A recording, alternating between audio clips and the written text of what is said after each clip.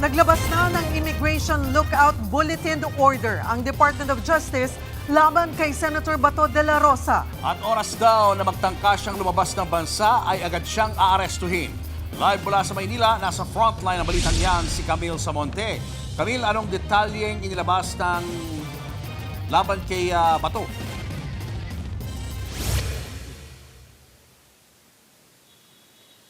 Julius Cheryl, maituturing umanong mockery of justice ayon sa DOJ ang anumang pagtatangka ni Senator Ronald Bato de la Rosa na lumabas ng bansa sa gitna ng ICC warrant laban sa kanya.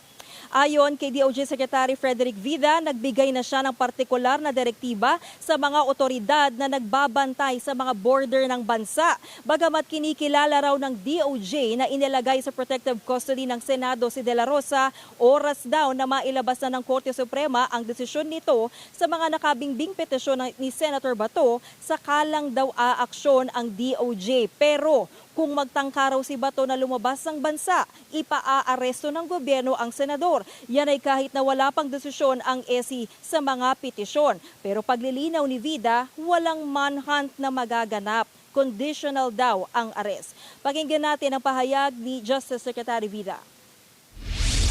Nirerespeto natin ang mga karapatan ng isang nakaupong senador. Diba? Halal siya ng maraming Pilipino. Yes, diba? Pero yung pag nag-attempt ka sa galigdaan ng gantong sitwasyon na lilipad ka o pupunta ka, teka, ibang usapan yan. Hindi naman namin pwedeng pabayaan yung obligasyon ng ating gobyerno. Diba? Na mapanagot siya.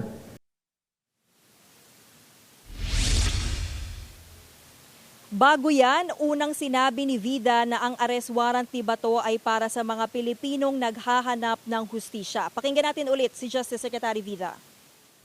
Tandaan po natin, itong arrest warrant ni Senator Bato de la Rosa dahil may mga Pilipinong naghahanap ng katarungan. Huwag po mawawala sa ating isipan na itong tinatawag pong EJ case, may mga biktima po.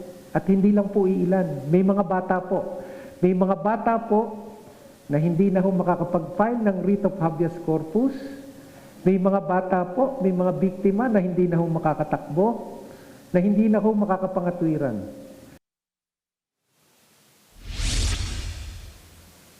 Kanina nga, nag-press con din si Ombudsman Boying Remulla. Hinamon niya si Senator Bato na harapin ang kinahaharap nitong kaso sa International Criminal Court. Pakinggan natin ang pahayag ni Ombudsman Remulla. Naging chief PNP siya, tumatakbo siya sa batas. Humarap siya. Ba't niya ginugulo yung mundo eh? Managot kasi yung mga gawain, sagutin mo yung mga, sabihin mo kung wala ka talagang kasalanan, harapin mo. Anong klaseng tao yan? Di ba? Ganyan ba dapat maging senador natin, yung tumatakbo sa batas?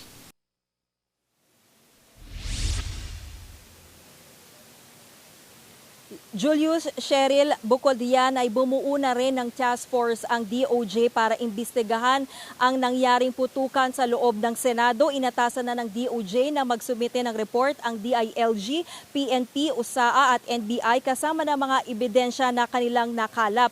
Hihingan din ng affidavit ang mga media na nag-cover kasama ng kanilang mga video na nakuha. Julius Cheryl. Kamilang sabi, di ba, walang mangyayaring manhunt operation kay Senator Bato. Pero may ideya ba, may lead ba ang DOJ kung nasaan ngayon ang senador?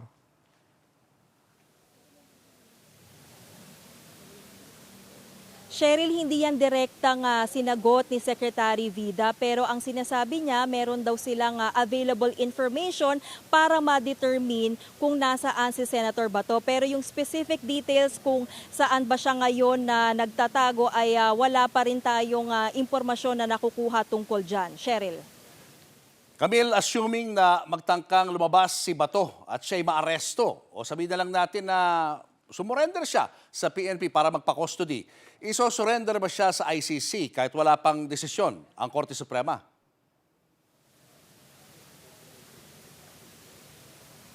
Julius, ang posisyon ng Department of Justice tungkol dyan ay hihintayin nga nila itong sasabihin ng Korte Suprema dahil kung matatandaan, 3 araw nga yung ibinigay sa kanila para magsubmite ng komento. In fact, tomorrow na yung deadline para dyan at may 3 araw din si Senator Bato para maghain ng kanyang reply. So ngayon, kung ano raw ang sasabihin ng Korte Suprema ay susundin nila yan. Pero alam mo, Julius, kanina nagsabi rin itong si Secretary Vida na kung gusto rin ni Senator Bato na mabigyan ng protective custody, na maipasa ilalim sa Senator Bato sa protective custody under the DOJ, ay welcome daw ito.